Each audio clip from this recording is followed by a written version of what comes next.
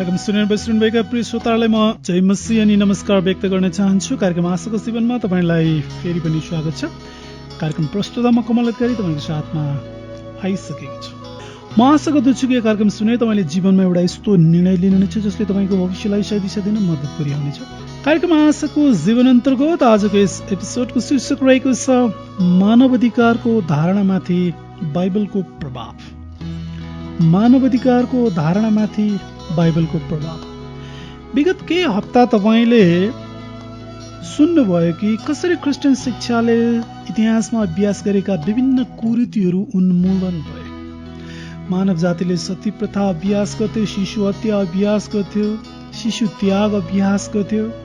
यी बाहेक नरभक्षण व्याप्त थियो, मान्छेको मूल्य थिएन। यस्ता कैयौँ कुरीतिहरू जुन मानव जातिले इतिहासमा अभ्यास गर्दै आएका थिए ती एकपछि अर्को गर्दै हटेर गए र आज हामी सभ्यताको यो उचाइमा आइपुगेका छौँ।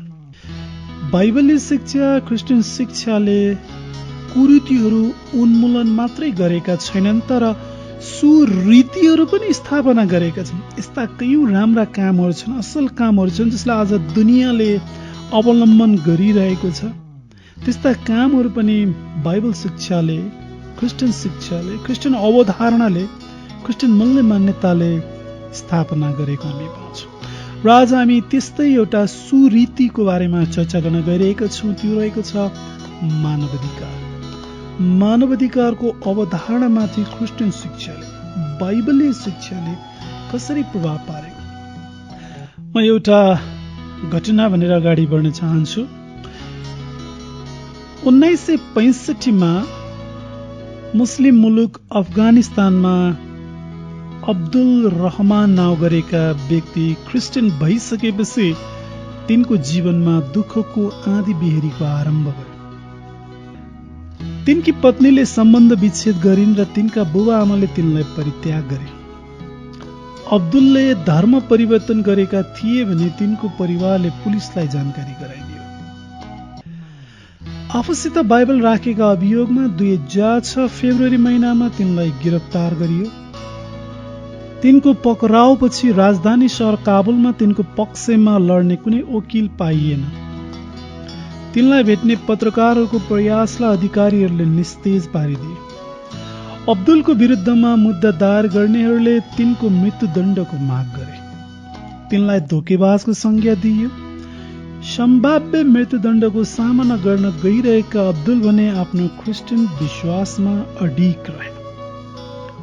अब्दुलको जाँच पडताल भइरहँदा अफगानी क्रिस्चियनहरूले तिनी लगायत तिनको मुलुकका अन्य क्रिस्चियनहरूले भोगिरहेका दुःख कष्टद्वारा अन्तर्राष्ट्रिय मिडियाको ध्यानाकर्षण गरे। अब्दुलको विरुद्धमा लगाइएको मुद्दाले अमेरिका, इङ्ल्यान्ड जस्ता शक्तिशाली मुलुकहरूको ध्यान खिच्यो। वाशिंगटन पोस्ट, न्युयोर्क टाइम्स जस्ता सुप्रसिद्ध पत्रिकाहरूले तिनको पक्षमा आवाज बुलन्द पारे। अफगानी सरकारमाथि दबाव बढ्दै गयो। तत्कालीन अमेरिकी राष्ट्रपति जर्ज डब्ल्यू बुशले अब्दुलको गिरफ्तारीको खुलेरै विरोध गरे। मानवाधिकारको आदर गर्न अनुरोध गर्दै पोप बेनेडिक्ट 16औंले अफगानी राष्ट्रपति हमिद कारजाईलाई बिन्ती गरे। अफगानिस्तानका धेरै जनता अब्दुलको पक्षमा थिए भने बीबीसीले व्यक्त गर्यो। तिनको विरुद्धमा लगाइएका अभियोगहरू फिर्ता लिनुपर्छ भनी मानवाधिकारवादी संस्था एमनेस्टी इन्टरनेसनलले आह्वान गर्यो। यसरी चौतर्फी दबाव आएपछि अफगानी सरकार घुँडा टेक्न बाध्य भयो। तिनको विरुद्धमा हालिएको मुद्दा अदालतले फिर्ता लियो र 27 मार्च 2006 मा अब्दुल रिहा गरिए। अफगानिस्तानको घटना नियालिरहेका छौँ, त्यो अहिले हाम्रो प्रसङ्ग होइन। तर कसरी मिडियाको सहायताबाट मानवाधिकार हनन हुन गइरहेको अब्दुल रिहा भए भन्ने कुरो तपाईँले सुनिहाल्नु। इतिहासलाई केलाउँदा मानवाधिकारको इतिहास धेरै लामो छ। हामी ख्रिस्ट पूर्वमा पनि जान सक्छौँ, तर म 1215बाट सुरु गर्न चाहन्छु। 1215 मा इङ्ल्यान्डका राजा जोनद्वारा जारी गरिएको परिपत्रलाई म्याग्ना कार्टा भनेर चिनिन्छ। यसलाई हामी नेपालीमा महाअधिकार पत्र भन्न सक्छौँ। प्रधान बिशप स्टिफेन ल्याङटनले यसको मस्यौदा तयार पारेका थिए। बिशप भनेको मण्डलीको अगुवा र ती अगुवाहरूलाई पनि रेख्दै गर्ने व्यक्तिलाई अझ हामी बिशप भनेर चिन्ने गर्छौँ, बुझ्छौँ। तत्कालीन राजाले नियम कानुन उल्लङ्घन गरेका थिए। तिनका प्रजाहरूले राजालाई यस महाधिकार पत्रमा हस्ताक्षर गर्न लगाए राजालाई पनि कानुनको दायरामा ल्याएका थिए। त्यसैले मानवाधिकारको इतिहासमा यो दस्तावेजलाई निकै महत्त्वपूर्ण मानिन्छ। यो साल पनि निकै महत्त्वपूर्ण साल हो, किनभने राजा पनि कानुनको मातहतमा आउनुपर्छ भन्ने यसले माग गर्यो। यो परिपत्रले राजालाई केही अधिकारहरू त्याग्न मात्रै लगाएन, तर कानुनी प्रक्रियाको आधार गरी तिनको इच्छा पनि कानुनद्वारा बाँधिनु पर्छ भनी स्वीकार गर्न लगाए। चाहे फुका होस् वा स्वतन्त्र, सबै नागरिकका निश्चित अधिकारहरूको यसले सुरक्षा गर्यो। कानुनको दृष्टिकोणमा चाहे राजा होस् वा जनता सबै समान छन्। सरकारी हस्तक्षेपबाट मण्डली स्वतन्त्र हुनुपर्छ। सबै नागरिकलाई निजी सम्पत्ति राख्ने अधिकार छ र बेहद कर लाद्न पाइँदैन भन्ने जस्ता अधिकारहरू परिपत्रमा लेखिए। एकचोटि यो मानवाधिकार सम्बन्धी एउटा महत्त्वपूर्ण दस्तावेज हो र आजभन्दा झन्डै 800 वर्ष अगाडि इङ्ल्यान्डले यो कुरो जानिसकेको थियो। इङ्ल्यान्ड, अमेरिका लगायत अन्य मुलुकका संवैधानिक दस्तावेजहरूमा यस महाधिकार पत्रको उल्लेखनीय भूमिका देख्न पाइन्छ। मानवाधिकारको विकासमा पिटिसन अफ राइट अर्को कोसेढुङ्गो साबित भयो। यसलाई हामी अधिकार याचिका भन्न सक्छौँ। 1628 मा इङ्ल्यान्डका राजा चार्ल्स प्रथमद्वारा स्वीकृत दिइएको यस संवैधानिक दस्तावेजमा जनताको हक र स्वतन्त्रताको सुनिश्चितता गरिएको छ। यसलाई न्यायाधीश सर एडवर्ड डुकले तयार पारेका थिए। यसमा मूलतः 4वटा सिद्धान्त अगाडि सारियो। पहिलो रहेको थियो संसदको सहमति बिना कर तोक्न नपाइने। दोस्रो, बिना कारण कसैलाई झ्यालखानामा हाल्न नपाइने। तेस्रो, सिपाहीहरूलाई आवासको निम्ति जनताको घरमा राख्न नपाइने। र चौथो, शान्तिको समयमा सैनिक शासन लागू गर्न नपाइने। यी बुँदाहरू, यी नियमहरू आउनुको पछाडि हामी बुझ्छौँ कि यस्ता कुराहरू त्यहाँ गरिँदो रहेछ। संसदको सहमति बिना कर तोकिँदो रहेछ। बिना कारण कुनै पनि जनतालाई झ्यालखानामा हालिँदो रहेछ। सिपाहीहरू त्यसै जुनसुकै जनताको घरमा पुगेर बस्दा रहेछ। अनि शान्तिको समयमा पनि राजाले सैनिक शासन लागू गर्दो रहेछ। तर पिटिसन अफ राइटले के माग गर्यो भने यस्ता कुराहरू बन्देज गर्नुपर्छ र मानवाधिकारको इतिहासमा यसलाई कोसेढुङ्गो मानिन्छ। 1791 मा अनुमोदित अमेरिकी अधिकार विधेयक मानवाधिकारको इतिहासमा अर्को महत्त्वपूर्ण दस्तावेज हो। यसले कुनै पनि व्यक्तिका जीवन, स्वतन्त्र र सम्पत्तिको पक्षमा वकालत गर्छ। यसले वाक स्वतन्त्रता, धार्मिक स्वतन्त्रता, सभाको स्वतन्त्रता र याचनाको स्वतन्त्रताको रक्षा गर्छ। आज संसारमा मानवाधिकार सम्बन्धी हजारौं संघ संस्था छन्। Amnesty international, human rights watch, anti slavery international, UN watch केही नामहरू हुन्। नेपालमा पनि Amnesty international, INSEC advocacy forum, राष्ट्रिय मानवाधिकार आयोग जस्ता 1500 भन्दा बेसी मानवाधिकार सम्बन्धी संघ संस्था विद्यमान छ। श्रोताहरू, मानवाधिकारको इतिहासलाई हामीले संक्षिप्त रूपमा हेरिरहेका छौँ। इतिहासको एउटा अंश अझै बाँकी छ। त्यसपछि मानवाधिकारको यो अवधारणाको सुरुवात चाहिँ कहाँबाट भएको रहेछ? कुन चाहिँ अवधारणाले मानवाधिकार जन्माउनलाई प्रेरित गरिरहेको छ? कहाँबाट यो आएको? म तपाईँलाई 1948 को मितिमा लैजान चाहन्छु। 10 डिसेम्बर 1948 ऐतिहासिक दिन साबित भयो, किनकि उक्त दिन मानवाधिकारको विश्वव्यापी घोषणा पत्रमा हस्ताक्षर गरियो। संयुक्त राष्ट्र संघका तत्कालीन 58वटा सदस्य राष्ट्रमध्ये 48वटा मुलुकले यसको पक्षमा मत खसाले। 8वटा अनुपस्थित थियो। 2 देशले मत दिएन भने कुनै पनि देश यसको विरुद्धमा उठेन।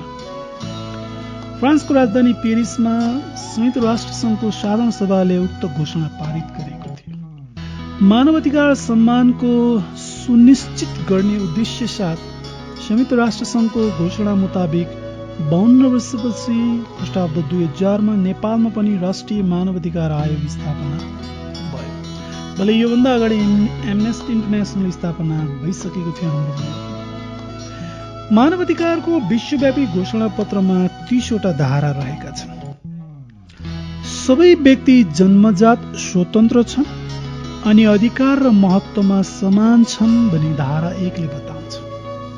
कुनै पनि व्यक्तिलाई जाति, वर्ण, लिङ्ग, भाषा, धर्म आदिको आधारमा भेदभाव गरिनु हुँदैन भने धारा 2 ले व्यक्त गर्छ। धारा 2 महत्त्वपूर्ण छ। कमसे कम अल्पसंख्यक हामी जस्तो क्रिस्चियनहरूको लागि कुनै पनि व्यक्तिलाई जाति, वर्ण, लिङ्ग, भाषा, धर्म आदिको आधारमा भेदभाव गरिनु हुँदैन।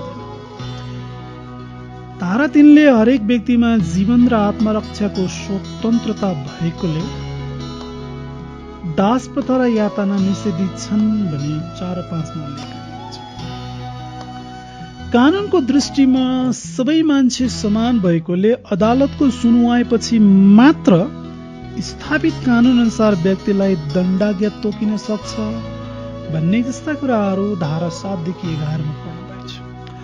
हरेक व्यक्तिलाई बसाइसरी कुनै पनि ठाउँमा गएर बस्ने छुट छ भने धारा 13 ले बताउँछ भने उसको शरणको लागि अर्को मुलुकलाई उसले अनुरोध गर्न सक्छ भने धारा 14 मा उल्लेख गरिएको छ। त्यस्तै हरेक व्यक्तिलाई आफ्ना पति वा पत्नीको छनौट गरी परिवारको स्थापना गर्ने अधिकार छ, जुन समाजको नैसर्गिक र आधारभूत इकाइ हो भने धारा 16 ले व्यक्त गर्छ। घोषणा पत्र अनुसार हरेकलाई सम्पत्ति राख्ने अधिकार छ। प्रत्येक व्यक्तिमा विचार, मत र धर्मको स्वतन्त्रता मात्रै छैन तर आफ्नो धर्म वा आस्थालाई बदल्ने स्वतन्त्रता पनि छ भने 17-18 मा छ। याद गर्नुहोस्, हरेक व्यक्तिलाई धर्मको स्वतन्त्रता मात्रै छैन तर उसलाई त्यो धर्म बदल्ने वा त्यो आस्थालाई बदल्ने स्वतन्त्रता पनि छ। हरेक व्यक्तिमा अभिव्यक्तिक स्वतन्त्रता छ, शान्तिपूर्ण भेला गर्ने छुट र भोट हाल्ने अधिकार छ भनी 19-20-21 मा उल्लेख गरिएको छ। हरेकलाई सामाजिक सुरक्षाको अधिकार, स्वेच्छापूर्वक काम गर्ने हक र शिक्षाको अधिकार छ भनी 22, 25, 28, 23, 26 मा उल्लेख गरिएको छ। कुनै पनि व्यक्तिलाई जाति, वर्ण, लिङ्ग, भाषा, धर्म आदिको आधारमा भेदभाव गरिन हुँदैन भन्ने मानवाधिकारको विश्वव्यापी घोषणाको आधार चाहिँ के हो? मानव जाति परमेश्वरको स्वरूपमा सृजित प्राणी हुन् भन्ने धारणा समानताको आधार होइन भने के चाहिँ आधार हो? मानिसबारे क्रिस्चियन अवधारणामा यसको उत्तर पाइन्छ। मानिसको विषयमा बाइबलले के सिकाउँछ? क्रिस्चियनहरू के विश्वास गर्छ? अनि यो किन महत्त्वपूर्ण छ? जब हामी यी कुराहरू बुझ्छौँ त्यसपछि मानव अधिकारको अवधारणा छर्लङ्ग हुन आउँछ। बाइबल सृष्टिको कथासँगै सुरु हुन्छ। परमेश्वरले शून्यताबाट विश्वलाई अस्तित्वमा ल्याउनु भयो अनि मान्छेलाई सृष्टि गर्नुभयो भन्ने उल्लेख गरेको छ। सम्पूर्ण प्राणी जगतमा मान्छे अद्वितीय मात्रै छैन तर उस सृष्टिको श्रीपेश पनि हो। बाइबलको पुस्तक उत्पत्ति 1:26 देखि 27 मा लेखिएको छ, यसै कारण परमेश्वरले मानिसलाई आफ्नै स्वरूपमा सृष्टि गर्नुभयो। परमेश्वरकै प्रतिरूपमा उहाँले तिनलाई सृष्टि गर्नुभयो। नर र नारी नै गरी उहाँले तिनीहरूलाई सृष्टि गर्नुभयो। व्यक्तिको सुरक्षाको निम्ति जन्मिएको मानवाधिकारको विचार क्रिस्चियन धारणाबाट व्युत्पन्न भएको हो भन्ने तथ्यमा कसैले वाद विवाद नगर्ला। 1948 मा व्यक्त घोषणाले स्पष्ट रूपमा क्रिस्चियन स्रोतलाई प्रदर्शन गर्छ। दास प्रथा र यातनाको उन्मूलन, कानूनको दृष्टिमा समानताको सिद्धान्त, विश्राम र मनोरञ्जनको अधिकार जस्ता अवधारणा ख्रिस्टियन परम्पराबाट उद्भव भएका। कुनै देशको सरकारले संयोगवश सृजना गरेको होइन। मानवाधिकारको अवधारणा ख्रिस्टियन सिद्धान्तमा आधारित भएकोले सुरुमा केही मुस्लिम राष्ट्रहरूले हस्ताक्षर गर्न इन्कार गरेका थिए। मुसलमानहरूको बाहुल्यता रहेको धर्मनिरपेक्ष मुलुक टर्कीले 1948मा नै घोषणापत्रमा हस्ताक्षर गरे तापनि मुसलमानहरूको शारिया व्यवस्थासित जुत्छ भन्दै साउदी अरब चाहिँ अनुपस्थित भएको थियो। अर्कोतिर घोषणापत्रमा हस्ताक्षर नगर्ने साउदीको अडानसित पाकिस्तान असहमत मात्रै भएन, तर उसले साउदीको आलोचना समेत गरेको थियो। मानवाधिकारको अवधारणा ख्रिस्टियन थियो भने दार्शनिक कार्ल मार्क्सले पनि बुझेका थिए। त्यसैले ख्रिस्टियन मतको उपज भएकोले तिनले यसलाई इन्कार गरे। ख्रिस्टियन मत र खास गरी बाइबलमा हामी मानवाधिकारको विश्वव्यापी घोषणाको स्रोत पाउँछौँ। सारा मानव जाति परमेश्वरको स्वरूपमा सृजित प्राणी हुन् भन्ने सत्यतामा अडेर दास प्रथाको उन्मूलनको वकालत गरियो। सम्पूर्ण स्त्री जाति परमेश्वरको प्रतिरूप भएकाले समान भुक्तानी र मताधिकारको लागि युद्ध छिडियो। सम्पूर्ण बालबालिका परमेश्वरका प्रतिरूप भएकोले बाल श्रमको विरुद्धमा लडाईँ लडियो। मानवाधिकारको विश्वव्यापी घोषणा पत्र मानव इतिहासमा एउटा कोसेढुङ्गो साबित भयो। लेबनानी दार्शनिक साथै कूटनीतिज्ञ चार्ल्स मलिकले यसलाई महत्त्वको दृष्टिकोणबाट अग्रस्थानमा पर्ने अन्तर्राष्ट्रिय दस्तावेज भने। त्यस्तै एलिनोर रुजवेल्ट मानवाधिकार आयोगकी प्रमुख बन्ने प्रथम नारी हुन्, जसको भनाइअनुसार यसलाई जुनसुकै ठाउँमा भएका सम्पूर्ण मानिसहरूको अन्तर्राष्ट्रिय महाधिकार पत्र भन्न सकिन्छ। बाइबल अनुसार मान्छे अद्वितीय प्राणी हो। यस ग्रहका अन्य सबै प्राणीभन्दा ऊ फरक छ। किनकि परमेश्वरको स्वरूपमा सृष्टि गरिएको छ। यही कारणले गर्दा मान्छे मूल्यवान छ, महत्त्वपूर्ण छ। सरकारले मानवाधिकारको पहिचान गरे पनि नगरे पनि मान्छे मूल्यवान छ। हामीसित यो अधिकार हुनुको कारण हामी योग्य भएकोले होइन, न हामीले यो कमाएको कारणले गर्दा।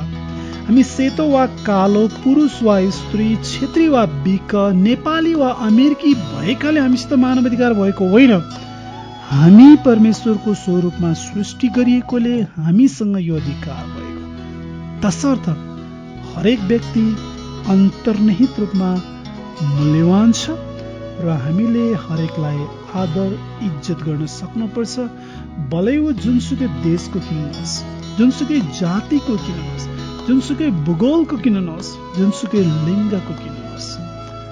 मानवाधिकार बाइबली अवधारणा उत्पन्न भएको अवधारणा।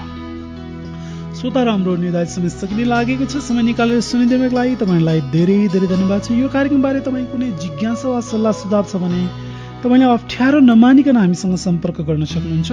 हाम्रो कार्यक्रमको नाम रहेको छ आशाको जीवन। कार्यक्रममा साथ दिनुहुने सम्पूर्ण श्रोताहरूलाई मुनि धन्यवाद छ। फेरि भेट्ने आशाका साथ कार्यक्रम प्रस्तुता म कमल अधिकारी तपाईँबाट बिताउन चाहन्छु। परमेश्वरले तपाईँ सबैलाई प्रशस्त मात्रामा आशिष दिनुभएको छ। धन्यवाद साथै जय मसीह।